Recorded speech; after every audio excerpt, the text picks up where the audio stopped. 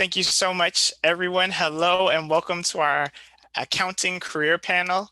This event is brought to you by our Student Employment Services Center of Southwestern College. And today we want to share some amazing information and experiences. And we've got some amazing and awesome panelists here for you today to share some great information. First, we want to just go over some housekeeping and some rules really quick.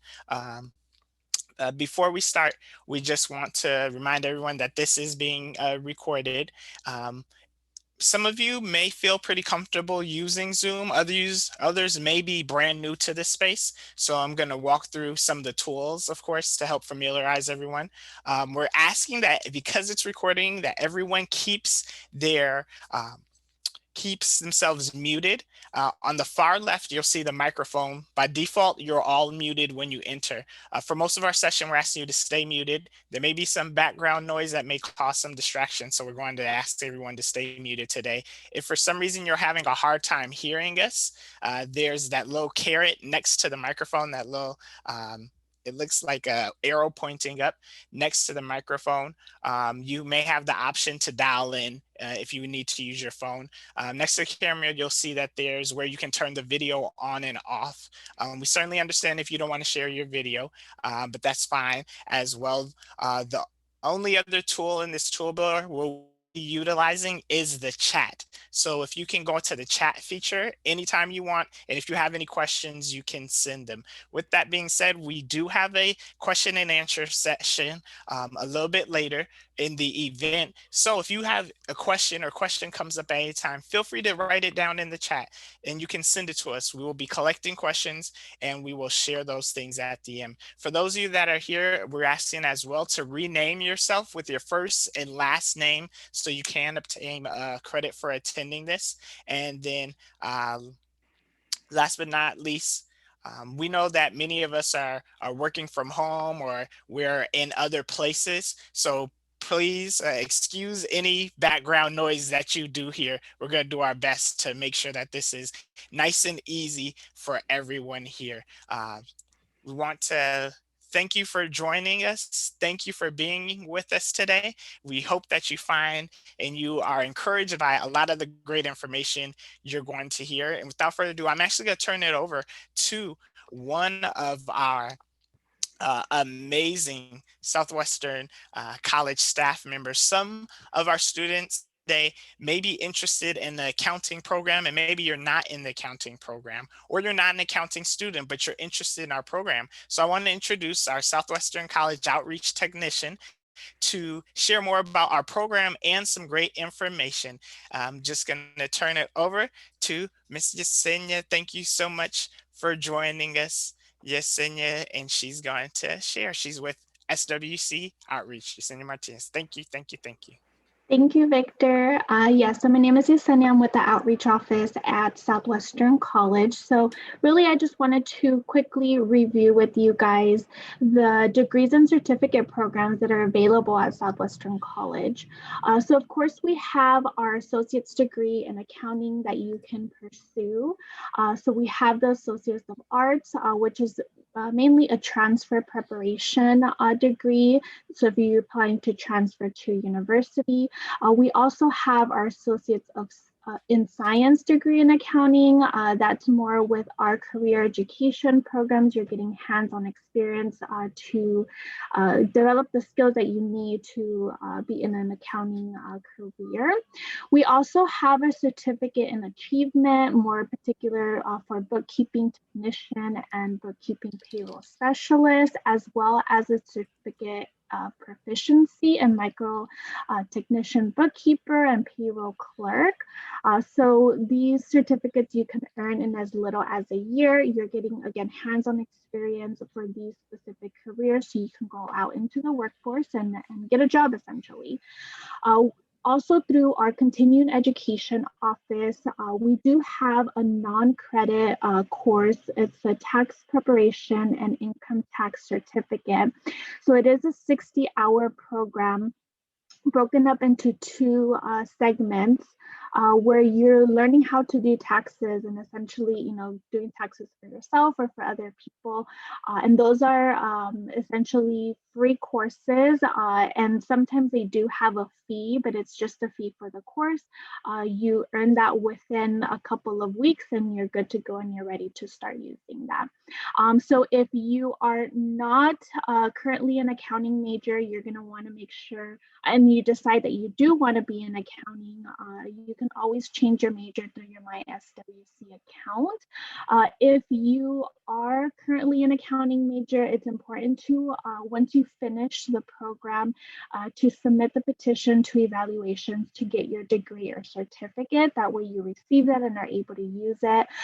If you need any assistance or assistance in directing you to submit the petitions, or if you need assistance with registering for classes in these accounting programs, you can always visit our outreach lobby where our peer ambassadors are there to assist you in actually registering for your classes.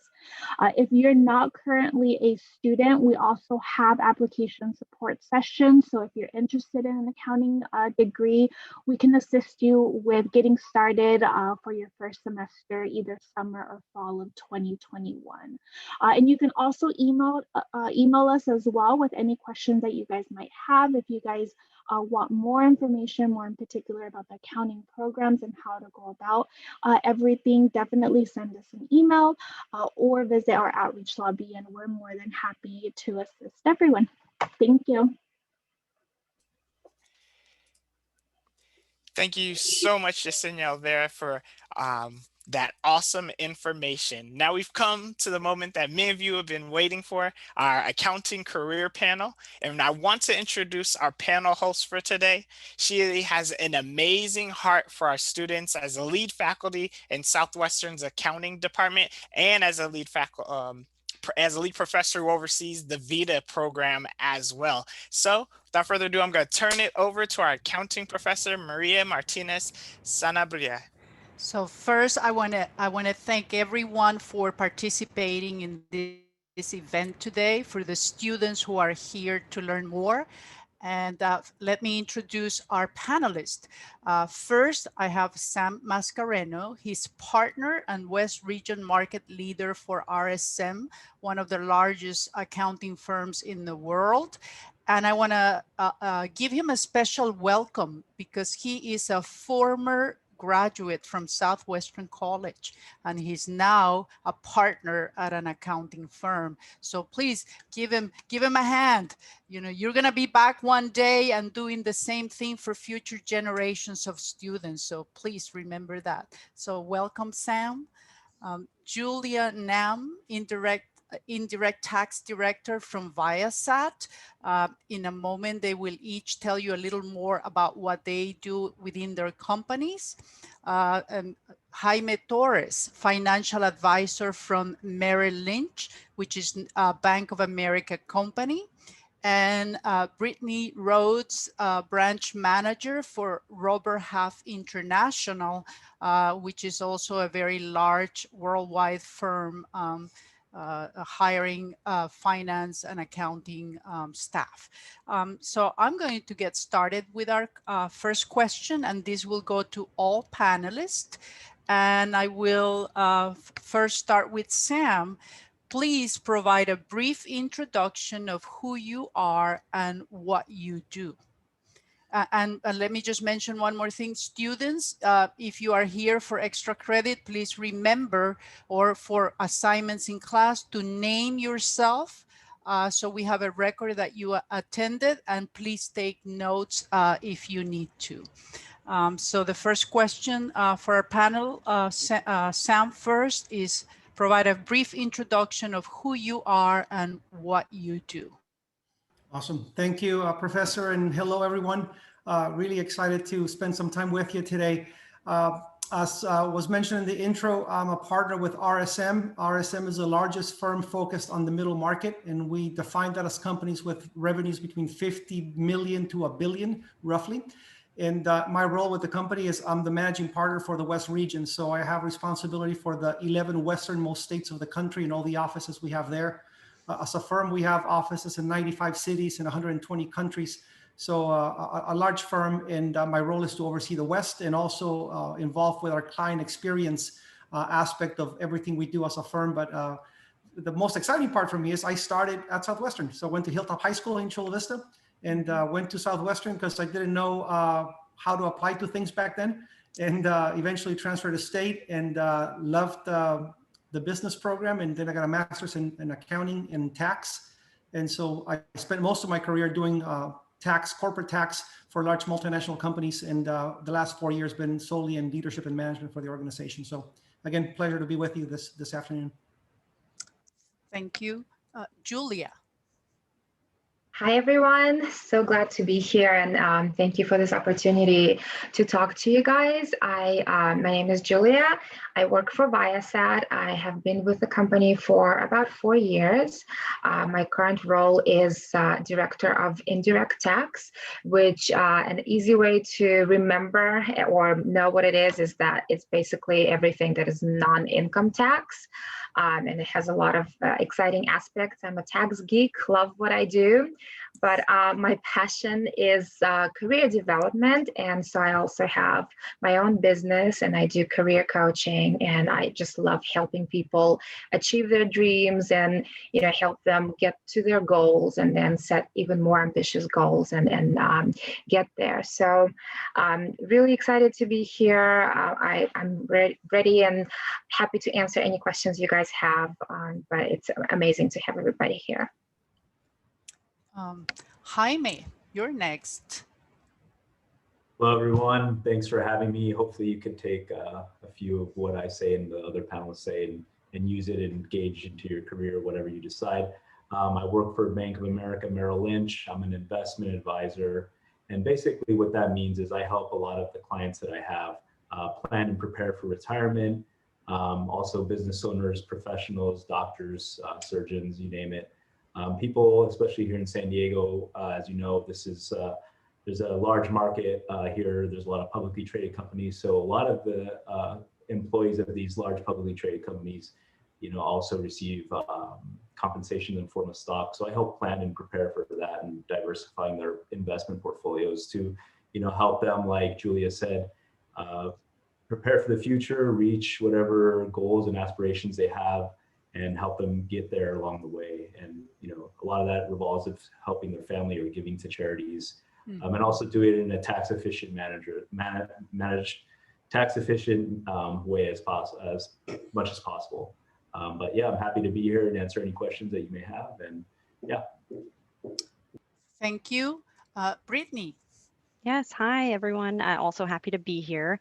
I am the branch manager for Robert Half for our San Diego branch. I've been with Robert Half now, for probably about 4 years.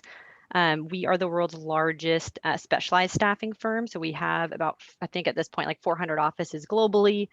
We have 3 offices in San Diego.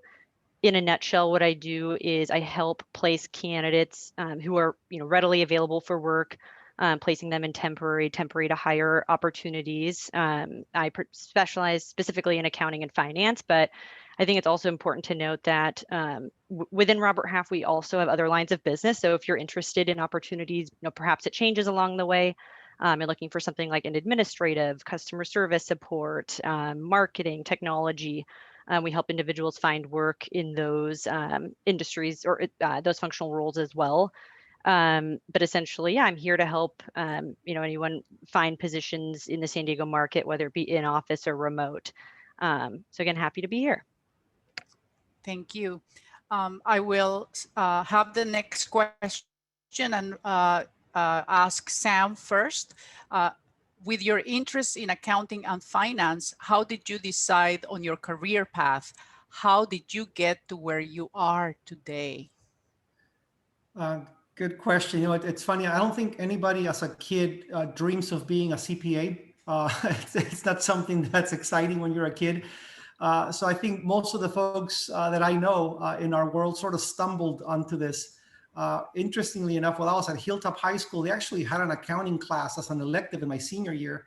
So I took that, did well, liked it. And then when I went to Southwestern College, I took another accounting class, which I did well and enjoyed. And that kind of got me on the accounting path. And then my senior year at San Diego State, I took a corporate tax class that I did really well in and liked, and then decided to get a master's in tax. And so sort of like one step led to the other. I wish I could tell you I planned it all out when I was 17, but I had no idea where things would go.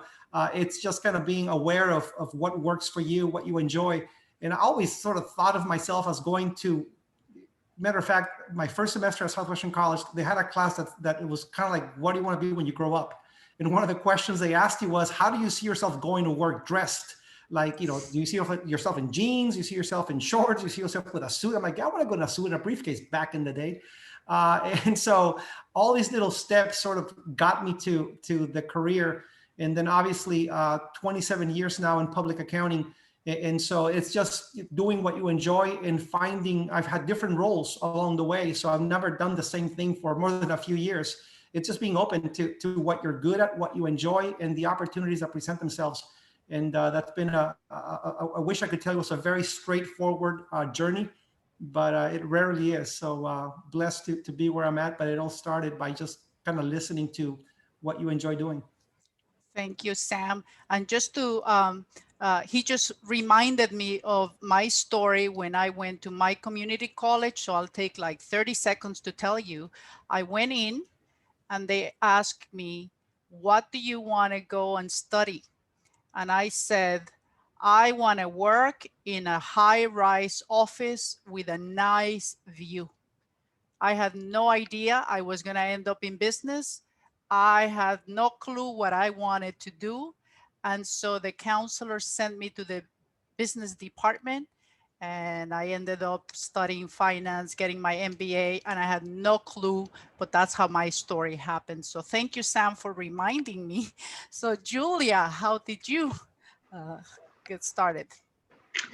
Yes, it was funny because when Sam was speaking, I just caught myself thinking, oh my goodness, we're either the two great minds that think alike, or maybe Sam somehow stole my talking points and notes. I don't know how that happened, but that was literally what I was going to say. Hardly anybody who is in the accounting field would describe it as their childhood dream. And if they do, then, they're kind of weird people. I don't know, because this is very, kind of non-glamorous, but a very stable career path that, as a kid, when you're, dreaming big and thinking large, I don't think that that's what comes to mind. And so similarly to Sam, I wasn't dreaming about this career path. I sort of fell into that and I found myself in it and I loved it. And so I think that this is a good sort of case study, both Sam and I, and thousands and tens of thousands of people who end up going into accounting field. It really doesn't matter whether you have an exact role in mind and you are carefully structuring your plan and you're going towards it. It's great if you do, but many people do not, especially right out of college. You don't necessarily know exactly where you're going to shine the most because the world is your oyster and it's, there's so many career opportunities. So the way I ended up in tax is literally, I was casting a wide net. I was a fresh immigrant. I came to this country when I was 22 from Russia. It took me several years to learn the language, to get my paperwork together and, get my green card and being able to actually work in the United States. So by the time I got all of that squared away, I was 29. And so I felt like I sort of lost 7 years, right, on taking care of all the business and paperwork and, I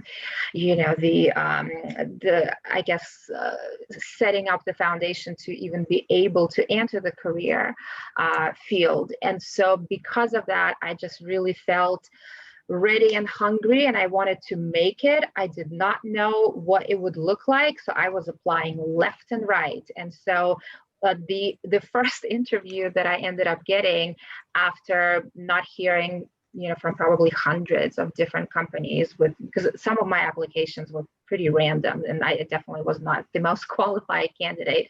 And so somehow I heard back from UPS and it was weird because I ended up applying for a tax supervisor role.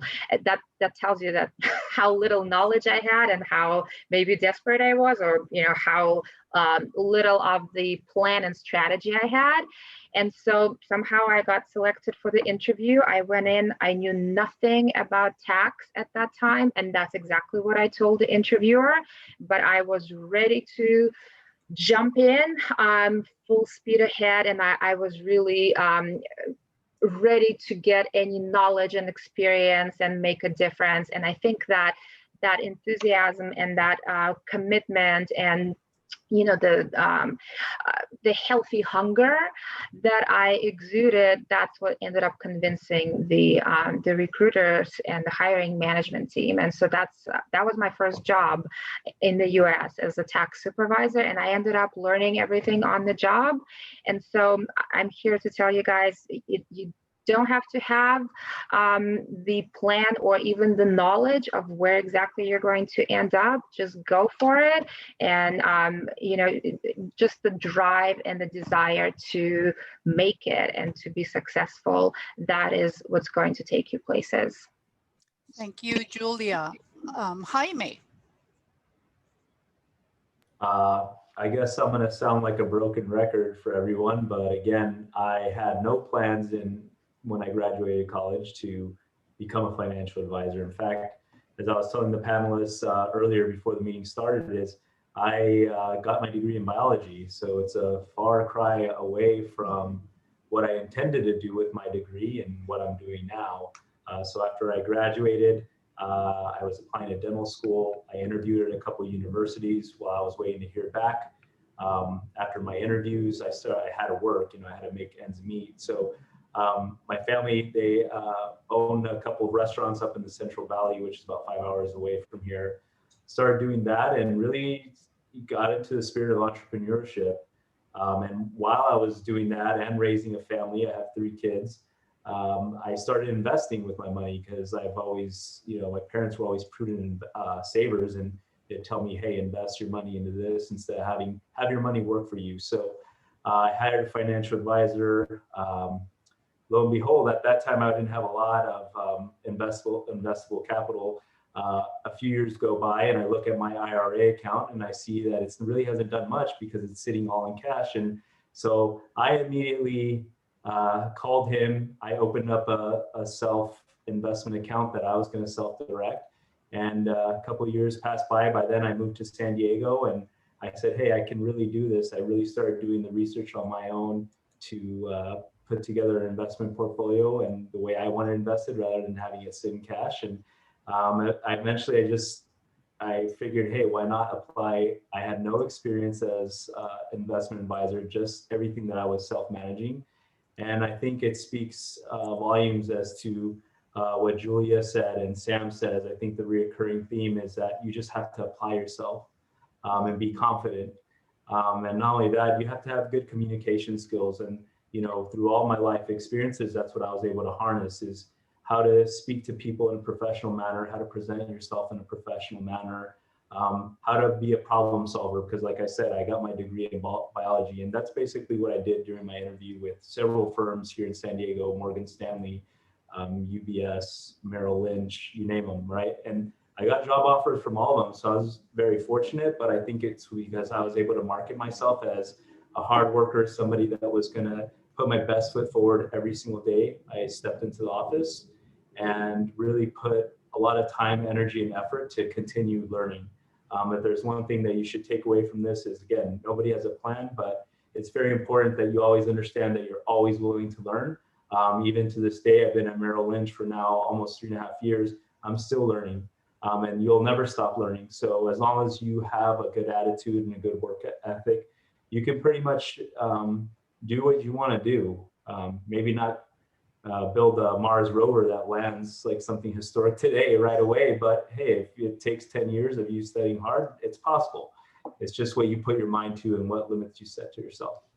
Thank you, Jaime. Brittany. Yeah, I think I'm probably the only person on the panel that doesn't have an actual accounting background. I graduated from Santa Barbara, and after that I went into customer service and kind of eventually made my way into recruiting. Absolutely love what I do now. My passion is being able to help people who are exploring different career paths and being able to be a soundboard for them and help guide them to figure out what it is they do want to do and be able to give them opportunities to try new things. So I think, again, I also don't want to sound like a broken record, but I think especially what Julia and Sam said about just being open to new opportunities and trying new things. You don't have to have your whole life planned out, but I think the more open you are to new things, it's just going to help you figure out where you're going to end up, right? So, a plug here for Robert Half, but I think temporary work and temporary opportunities really are, especially if you're in that exploratory stage and open to trying new things, it's a great way to get in front of, build connections with new companies, see what other industries are like, figure out what you like, what you don't like. And I think, speaking to a recruiter sometimes can be helpful too, right? Just because we work with so many organizations, we know what what clients are looking for, what's in demand. So I think the biggest takeaway really is really just being open to trying different things and building your skill set, even if it's not, your long-term, plan, but just being open to things along the way. So thank you, Brittany. And I'll add my 10 seconds following Brittany's response. After I graduated from the university, I worked for through a company like hers that had temporary assignments. I was able to work for a pharmaceutical company. I worked for a hospital. I worked for, you name it, different types of industries, trying to find the right work. And so Robert Half gives you that type of opportunity, explore different companies. So here's our next question. And this again will go to all of our panelists. What do you see as the coming trends within this career field that the next generation of accountants should be aware of or know about? And Sam, will get back to you.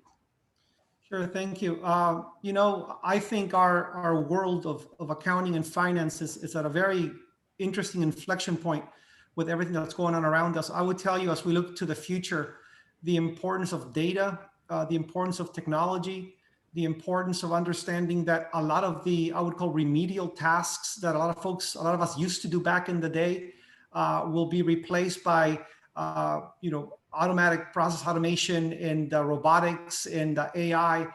So there's a lot of that technology coming into the world of finance. So I think it's important to pay attention to your computer information classes and just stay aware of all those trends on data analytics and all the technology around that. So that's one side. Interestingly, though, on the other side of that, what we're trying to train our staff to get better at is that to the extent that a lot of technology can replace the more remedial tasks we used to do, there's no replacing the human contact. There's no replacing the advisory piece of this. And for example, there's a lot of tools you can use for investing and for doing your own personal finance, but nothing replaces talking to a Jaime, right? A live person that is not a spreadsheet. That's not just a program.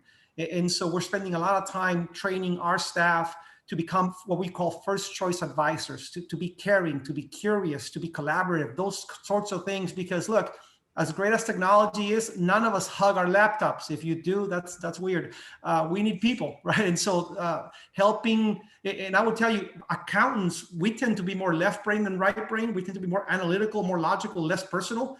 This is a rare exception that you have accountants on this panel that actually have a bit of a personality. And so we have to get better at it because that's going to make a difference going forward. So it's kind of the dual thing going on, data and information and technology, yes, but the personal aspect and becoming advisors is something that's going to become very, very important going forward. Thank you. Julia.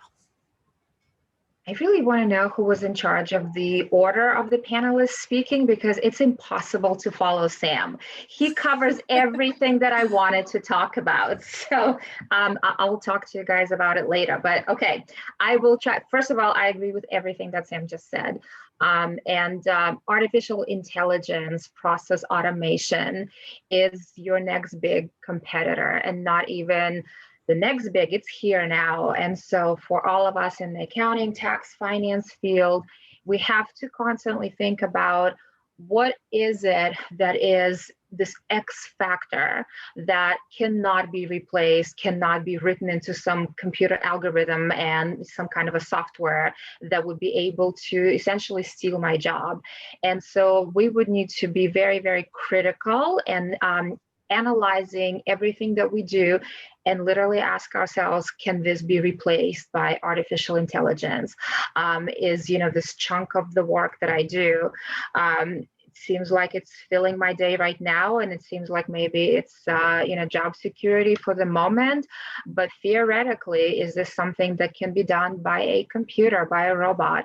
And if the answer is yes, then we need to be very careful, and we need to, back to what Sam was saying, layer ourselves in with all kinds of skills, because to Sam's point, computers can do a lot of things, but it's the people who are managing computers, and it's the people who are running all those, paths and logics and the software solutions, etc. And so I believe that in this day and age, it's almost impossible to really make it in the accounting field just by knowing accounting. You also have to be an expert in managing different software platforms, and even knowing how to do some basic coding, because a lot of the times any software is customizable, and if you can provide that added value to your organization, that you can actually configure the software and make it do whatever the organization uniquely needs to do, then that's the added value. And so you need to strategically build a list of all the adding value skills that you could acquire, and that's how you become a stronger and more appealing candidate. And another risk is, in my opinion, the globalization of economy. And I think it's a great thing that we're becoming so connected and globalized, and especially with the pandemic, that's a big movement where we can be located anywhere and work for whatever company anywhere in the world, right? But with that also comes the potential risk that the job that we're doing right now, however safe they may feel, and we may have been doing it for decades, but is it cheaper to do this job out of a different country? And is this possible? Is it possible to do this job out of a different country? And so the answer to all of those questions, and your goal should be that whatever you end up doing and whatever you bring to the table, that the answer to all those questions would be no. Like, we really cannot afford to lose this person to automation, or lose this person to outsourcing of this role to anywhere else, different country, or different, maybe low paying job level. And so with that, you just have to be really, really critical. And I would say that anything that is repetitive, any repetitive task, that's a red flag for you, that if that's part of your job, that's the first one to go to outsourcing, or to process automation or artificial intelligence. So you have to add that back to what Sam was saying, that intangible, the relationship management, your communication skills, analytical skills, something that you cannot program a computer to do. Thank you. Jaime? Yeah, interestingly enough, everything that, Sam and Julia have said are completely true. I can reiterate and say, yes, you have to be in tune with technology, because if you're not, you're going to be left behind. And if to add and kind of build on what they said, I think if you're looking for a company that you're looking to set your feet in and have long-term goals to basically climb the corporate ladder, another thing that is kind of a buzzword in the investment world, which is what I do, and what we see the new generation of investors doing is, not only self-managing, but also looking at companies that are incoherent with what is referred to as ESG, I don't know if you've heard of that or discussed about that, but it basically stands for environmental social governance. There's a lot of companies out there making that shift to adapting to that. And what it means is environmentally, obviously, you want to be working for a company that is, going to be protecting the environment and not doing harm to it. The social would be so a company that have a strong, diverse workforce. Also would also be in tune with human rights across the globalization, like Julia says. You have a lot of big companies out there that are globalized. And then, of course, that's just to touch on it, but also, governance. How is the management structure? Is there a diversity in there? Is there, so things of that nature, just to touch on a bit. Those are companies that I would potentially look to align with if you're getting into the job force. I think that within the next decade or two, you'll definitely see a huge surge in more and more corporations out there adapting to ESG. So if it's something that I would definitely look into as well, and kind of put it, it's a good type of moral ambition to have and align with, in my opinion. Thank you. And Brittany, I think you're closer to the market in hiring. And so what do you see in those trends now, and where do you see the direction from your end of things? Yeah, I think trend-wise, sort of the biggest thing it's quite obvious is the remote piece, right? So since March of 2020, we've seen a lot of companies go remote. I think the future of work is probably going to be somewhere in the middle, some kind of hybrid model of some sort, which I think it's important to note, though, that I think as a candidate, like entering the market and looking for work, what that means is there's probably going to be expanded opportunities for you, right? Like to work not just in San Diego, but I mean, even for me, when I'm filling jobs in San Diego, we're competing against companies that are opening up their jobs on a remote basis. So on the candidate side, there's a fair amount of pros to that. Again, just expanded opportunities on a national level. I think that having work move remotely, though, is also having quite an effect on what hiring managers want. Even more so on a soft skill level, because there's different challenges of working remote, right? Not every company's done that. I think in terms of the skills that clients or companies are really looking for, I think Jaime said it earlier as well, but are those communication skills. Like that's, again, there's more challenges now in that remote space. The way you communicate with your team, your collaboration abilities, those are more important than ever. Critical thinking, like being able, we're not every role or company sitting side by side, right? So being able to critically think and solve problems. I think it's helpful, if you in interviews are able to communicate that you're comfortable with, working remotely, that doesn't scare you. But yeah, I think it's just kind of going to start changing what hiring managers are looking for. And then lastly, I mean, technology, everyone, I think all the panelists have mentioned that, but being comfortable with different technology, doing your best, if you have opportunity to get your hands on some kind of different software, different ERP, just trying to take as many opportunities as you can there. I will say Robert Half, as a free service to our candidates, we also have a database for our candidates to actually access, and it has over 10,000 different tutorials, different software. If you want to brush up on QuickBooks, if you want to learn Salesforce, you want to, so just taking those opportunities and trying to stay as sharp as possible is just going to make you more marketable. Thank you. Awesome. You got a few more minutes left in this section. You can go ahead. So yes, and we want to give our students a chance to ask questions, but I want to let you know we also have students, we have a portion of our students who complete an AS degree and do not plan to transfer. So I'm leaving it up to any of you to say what opportunities can our students find within your companies if they have a 2-year degree. So I leave it up to any of you, all of you. Yeah, I can start with that one too. Go ahead.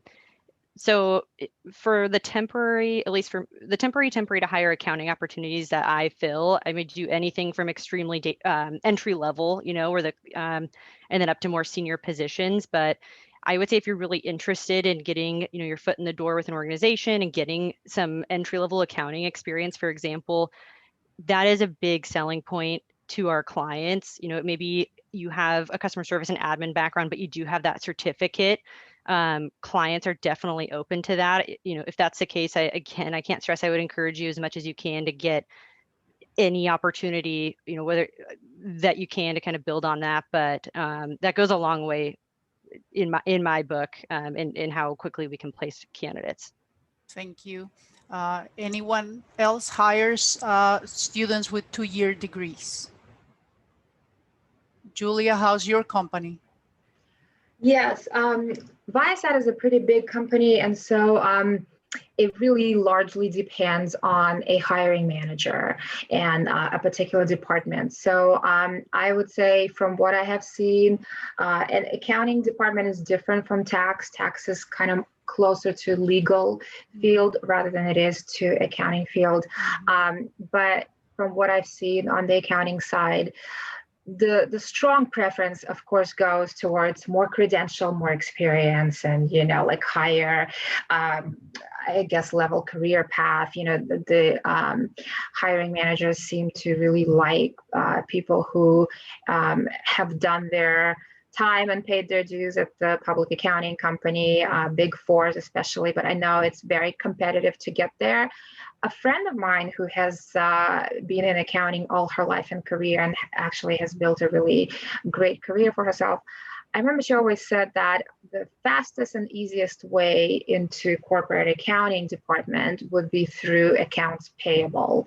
And I have seen that to be true, because if you think about it, accounting is a huge world and very much multi-layered, lots of hierarchy and, lots of structure.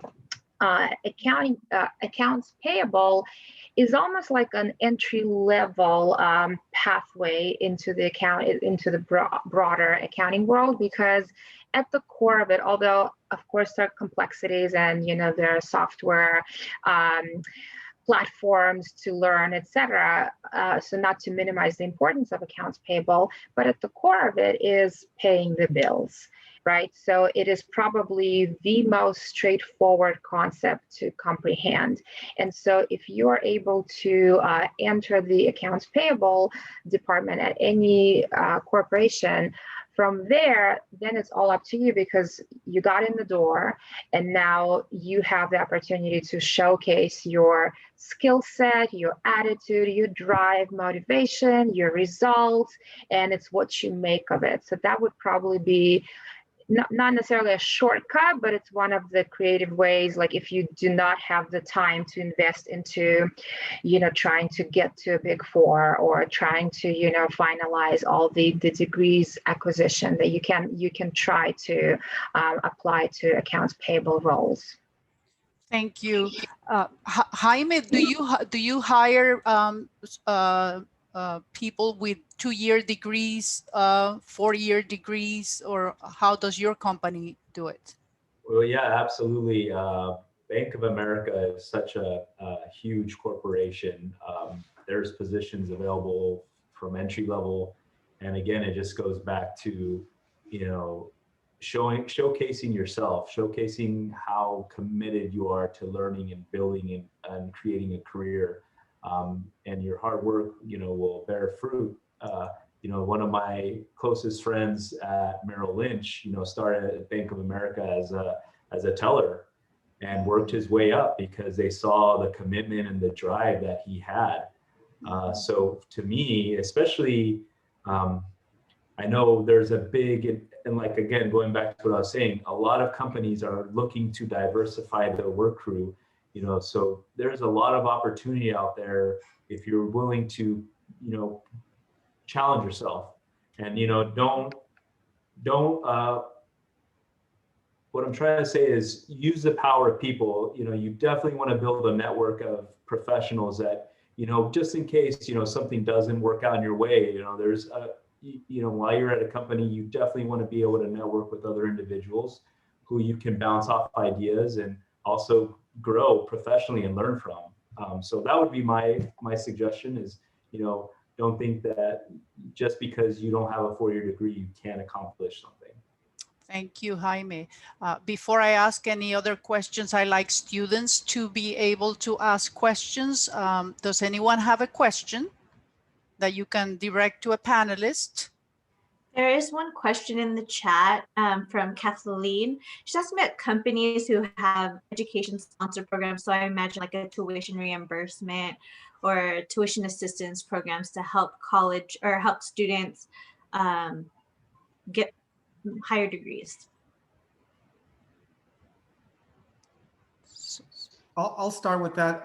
Just in our world of public accounting, for audit, tax, or consulting, we typically require a minimum of a bachelor's degree. And in some cases, a master's is very beneficial.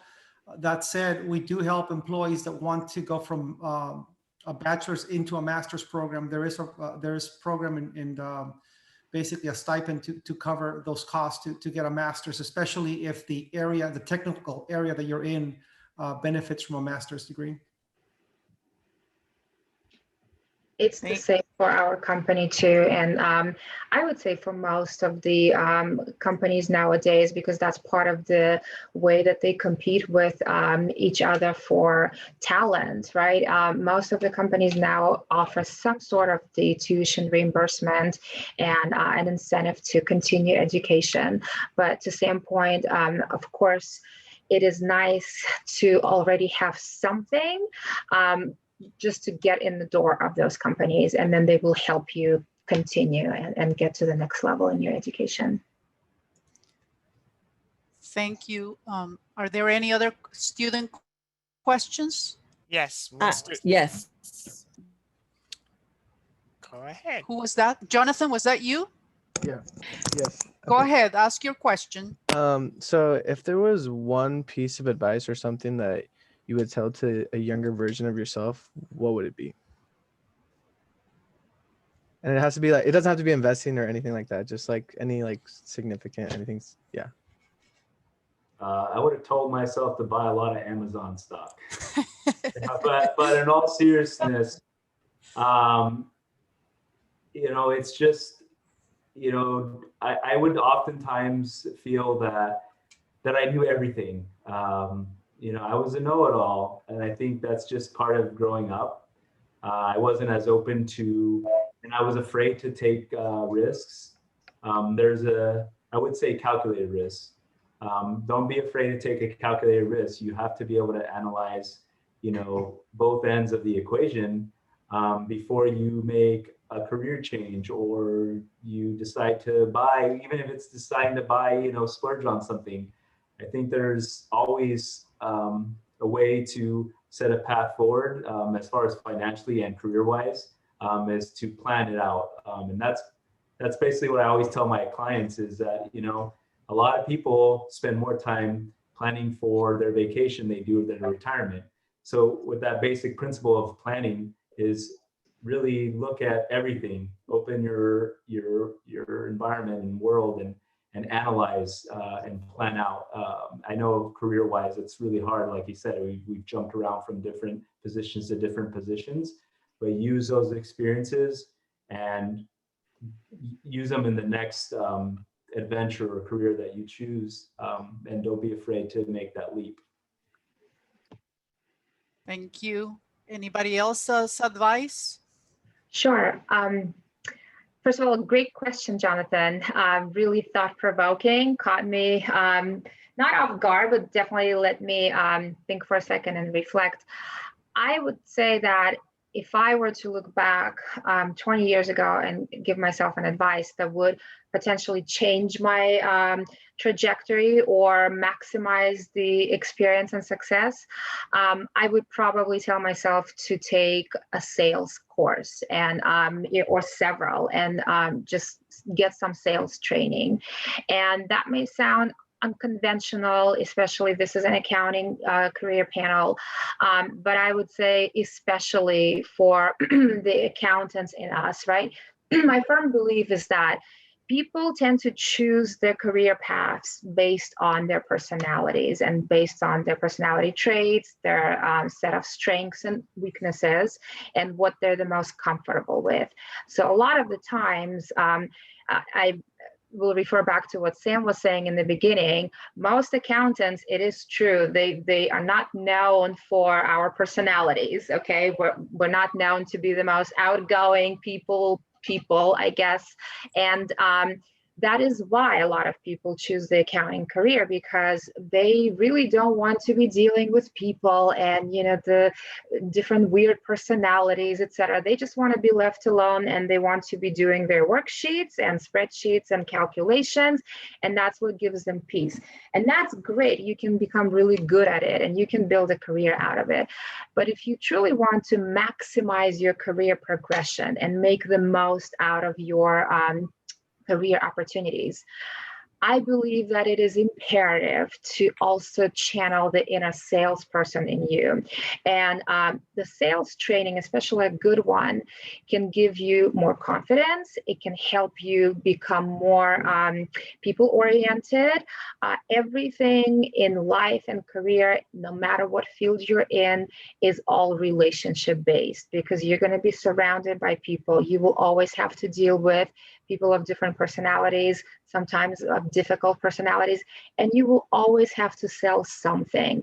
Even accountants, we have to sell our ideas, we have to sell strategies, we have to convince our boss, we have to negotiate for our compensation a lot of the time. So getting that sales training can really be critical, and it can be a big difference maker, and it can take you out of your comfort zone. You don't have to become a car salesperson as a result. It's really just to enhance your skill set and be able to go confidently towards what you want. Thank you.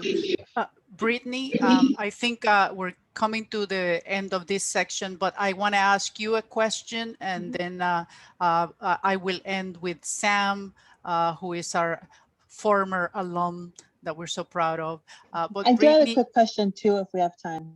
yes, we'll take your question, Priscilla, but let me ask Brittany before we finish here. You get to place workers in different environments today. What are the main skills that you see the employer is demanding for those jobs that you are placing people in? I mean, I think aside from, you know, the functional roles, like I can say right now, for example, in accounting, like the most in-demand placements that we're making, that Robert Half is making across the board, would be accounts payable, payroll, you know, but those positions change, right? I think kind of going back to some of the soft skills that we talked about, and what I honestly think is the most important piece, we kind of touched on the confidence piece, but I just, again, encourage you to take on as many opportunities as you can, like diversify. Don't forget that just because maybe that role that you had wasn't necessarily accounting, like the skills that you picked up in those opportunities, they do transfer. But that being said, I think you know, as a candidate going out into the workforce, like it's okay to practice, like to be able to articulate your experience, like be able to walk through specific examples. You know, especially if you're looking to get into accounting, we always encourage candidates to like practice quantifying your experience whenever possible.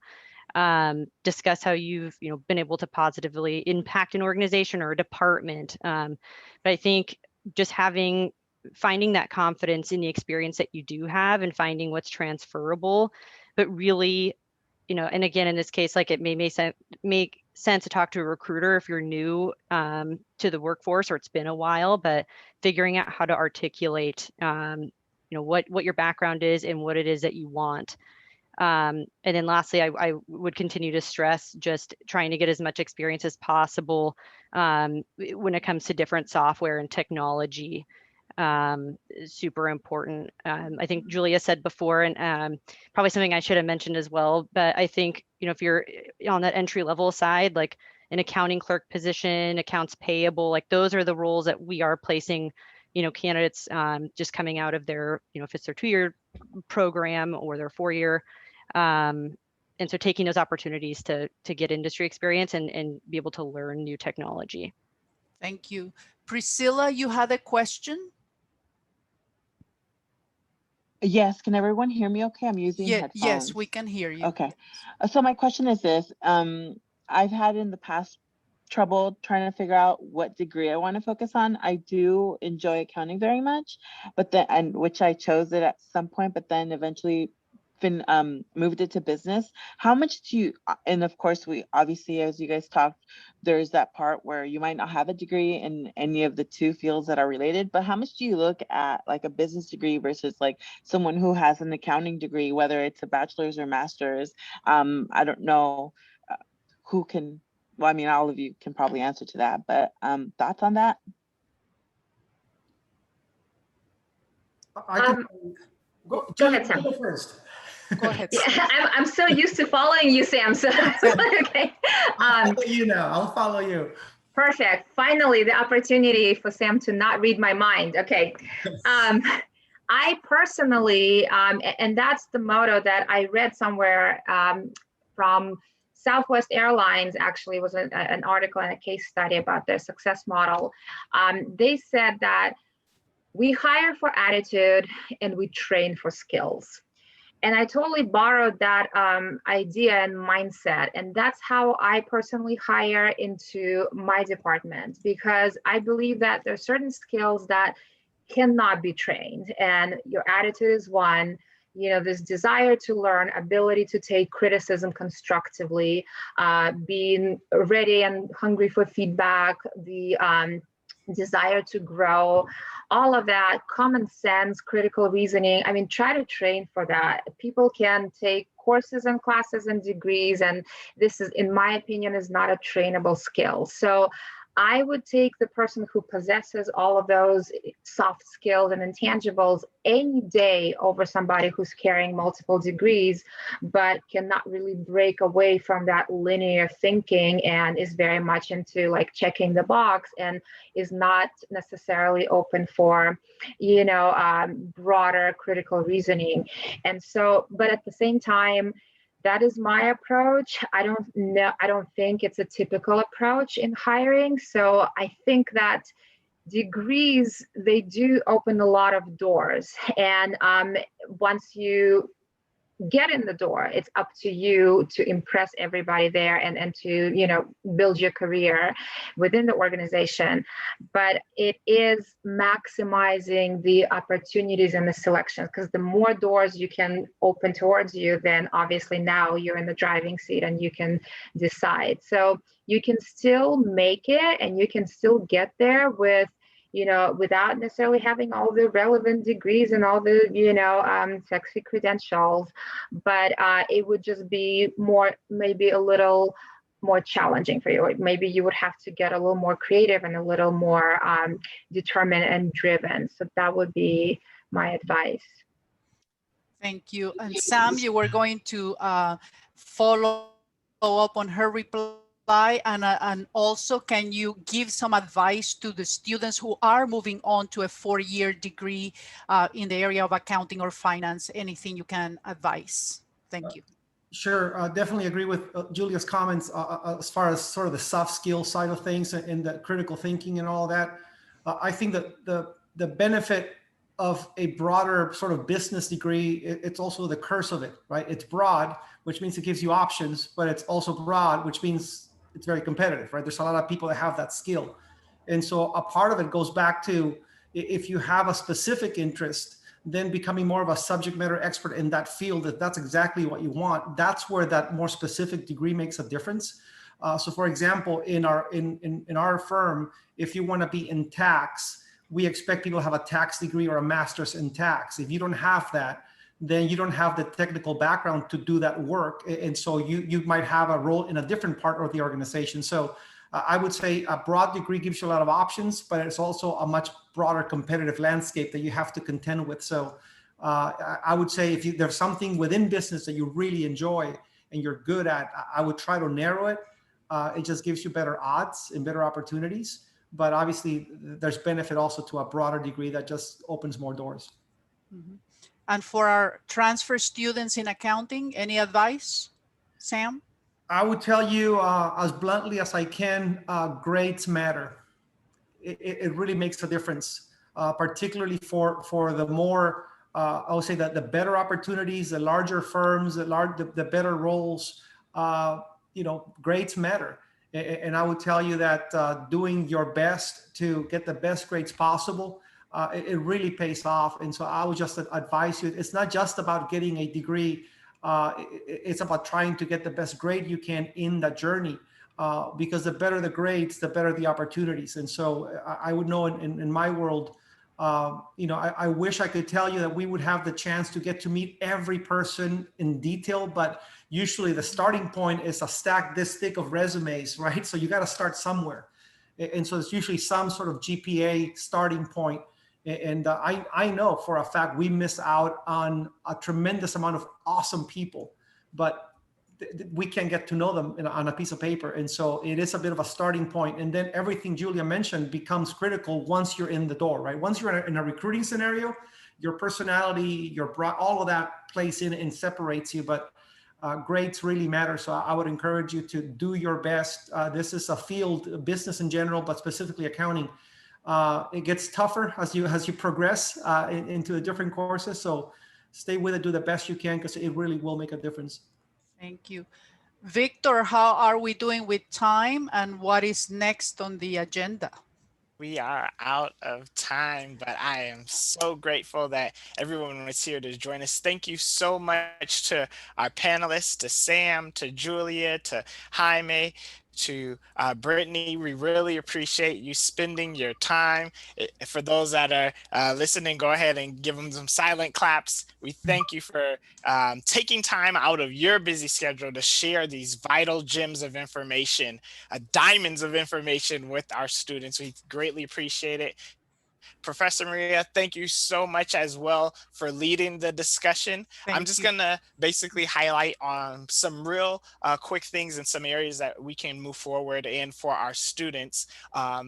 So to our students, we're from the Student Employment Services Department. Me and Genesis, we're from that department. And some things that were mentioned today that were really relative to our department. Jaime mentioned, applying yourself, being confident and learning how to market yourself. Julia touched on being open to trying new things. Brittany mentioned your skill set and taking as many opportunities as you can. And Sam mentioned that there is no replacing the human contact and being able to communicate yourself effectively, especially as he mentioned at the end with going through resumes. What's going to set you apart when you're applying for those jobs? So myself and Genesis with the Student Employment Services Department, we are here to help you in going to your next step within your accounting or finance career. We help with resumes, cover letters, we help with job search as well. And you can go on Handshake to find jobs and resources at the same time. Many of you RSVP through Handshake. It's more than just an RSVP software. It's got awesome jobs and positions, and we constantly have individuals who are seeking to hire students from accounting field. So go ahead there. And if you need help with career planning and job search, please let us know. You can always send us an email at ses@swccd.edu. To our panelists, thank you again. I've known we go over time. If you decide that you would like to say, you can. To our students, I know there might have been a few more questions. If you have some questions, you can still you can stay and I'll get your questions as well. If there's any panelists, if you got to go, we completely understand. If you'd like to stay and answer more questions, you can as well. We have a career Black History Month panel next Thursday from at 3 o'clock. Is talking about the good, the bad, and the bias working while Black, and different experiences as well that come up just working in the workplace as well. We're going to have some panels that come up in the future regarding Hispanic and Latinx month. We have our spring virtual job fair that is coming up. So if you're looking for those accounting jobs, definitely come to our virtual job fair. And to our panelists as well, if you'd like to have your companies, you can go ahead and contact me. You can follow us on Facebook, Twitter, Instagram, YouTube, you name it. Contact us. We're reached by email. Follow us, and we are willing to give more opportunities. Thank you to Professor Morita. Thank you to our panelists. We greatly appreciate you being here on today. Everyone have a wonderful day if you've got to go. And if you'd like to stay, you can stay as well. Thank you again. Thank you guys. Thank